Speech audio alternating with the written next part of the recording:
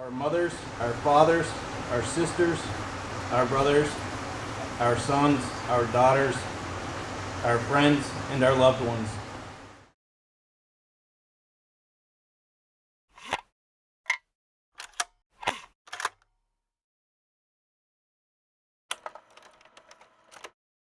I'm Danielle Woolsey, and I work for the American Cancer Society.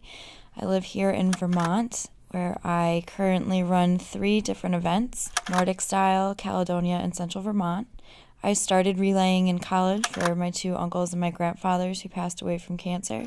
By the time I got to college, I just felt empowered to go ahead and relay. At the time, I had just found out that my uncle was diagnosed with kidney cancer, so I thought that relaying would help make a difference.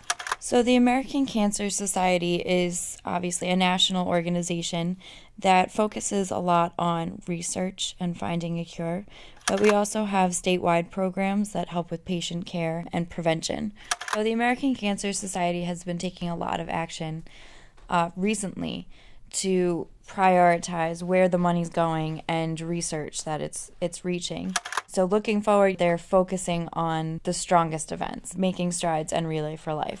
Relay for Life is a 12-hour event. It's always overnight because it symbolizes the struggles that cancer patients go through from diagnosis to survivorship.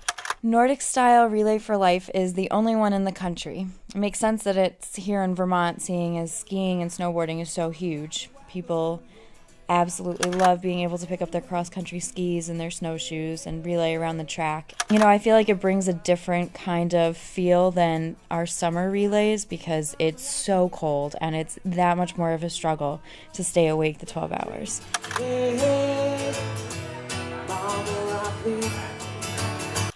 I think you have to be a little eccentric to participate in Relay for Life. Staying up for 12 hours, doing the crazy theme laps. I mean, this year for Nordic style, our theme was Winter Carnival, so we had the crazy hat laps and the Joker and Jester laps, and people get really into it because even though cancer is not an amusing thing at all, when you're with those people who care so much and you're fighting for something so hard, it makes a difference on how much fun you're having. Yeah, I'm one of the lucky ones. I'm one of the lucky ones to still be here. I went through high-dose chemotherapy and stem cell transplant. At the time, stem cell transplant was just coming through, and I know the American Cancer Society had a lot to do with the funding for the research to make this stem cell transplant happen. I read somewhere that there's something called the obligation of the cured, and I'm one of the fortunate ones to have made it through my battle with cancer. With the American Cancer Society, you know, I wouldn't be standing here today, so I owe them the thank you.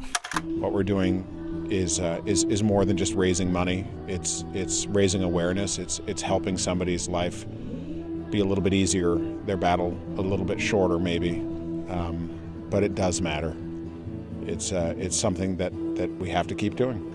The Luminaria ceremony gives people the opportunities to decorate in honor or in memory of somebody who's fought cancer. They purchase the bags. All of the donations, again, go to the American Cancer Society and our final totals. The Luminaria ceremony is an opportunity for us to all come together and remember why we're here. They are our mothers, our fathers, our sisters, our brothers, our sons, our daughters, our friends, and our loved ones.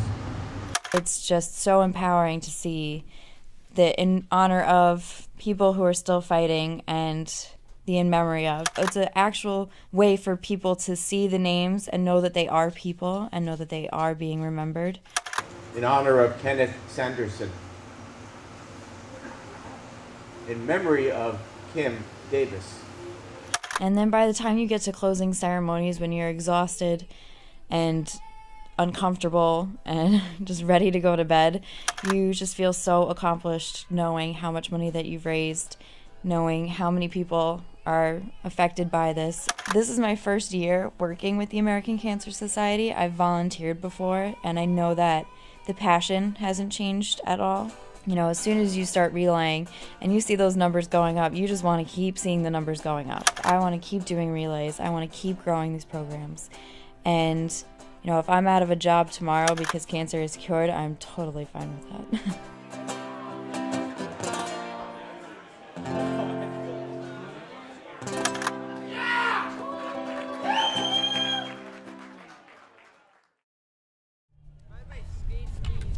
I'll get him.